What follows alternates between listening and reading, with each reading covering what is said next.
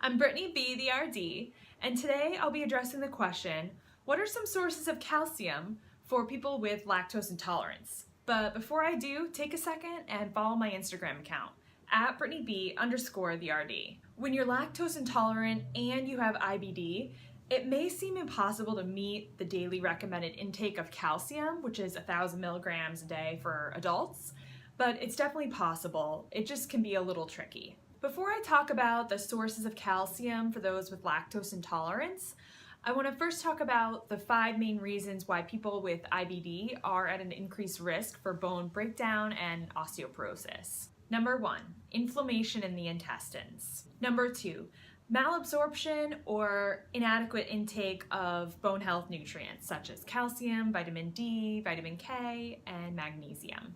Number 3, small intestinal surgery. Number 4, decreased physical activity. Number 5, even low doses of prednisone, which is a steroid that's commonly prescribed for people with IBD in a flare, can slow the process of bone growth and speed up the process of bone breakdown.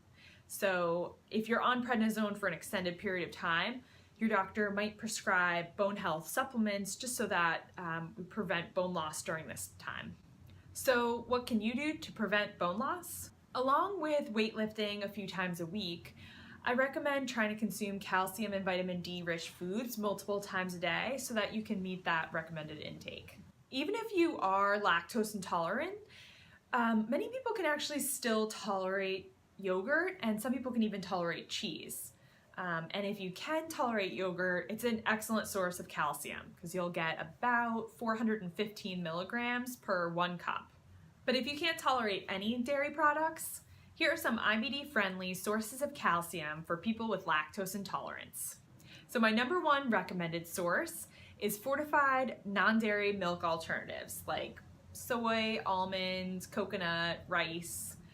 It doesn't really matter. Most of them have about 450 milligrams per cup, but definitely check the nutrition facts label to make sure. It should say at least 45% of the daily value. Another option is non-dairy yogurt alternatives like coconut, soy, almond. Most of these have about 100 to 200 milligrams of calcium per those little small yogurt containers. Just again, double check the nutrition facts label to make sure that that particular one that you're consuming is fortified with calcium. In about half a cup of firm tofu, you can get approximately 250 milligrams of calcium. In about 3 ounces of canned salmon, you get approximately 240 milligrams of calcium. Now, if you're repulsed by the fact that I just recommended canned salmon, don't be.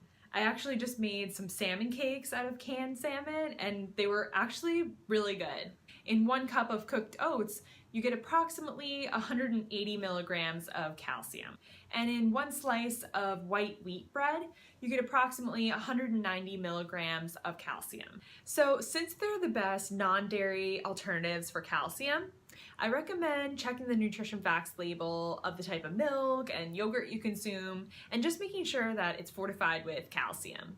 And then talking to your doctor if you think that you're still not meeting your calcium requirements and you might require a supplement.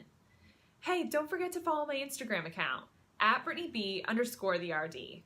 Thanks for listening. I'll see you guys next time.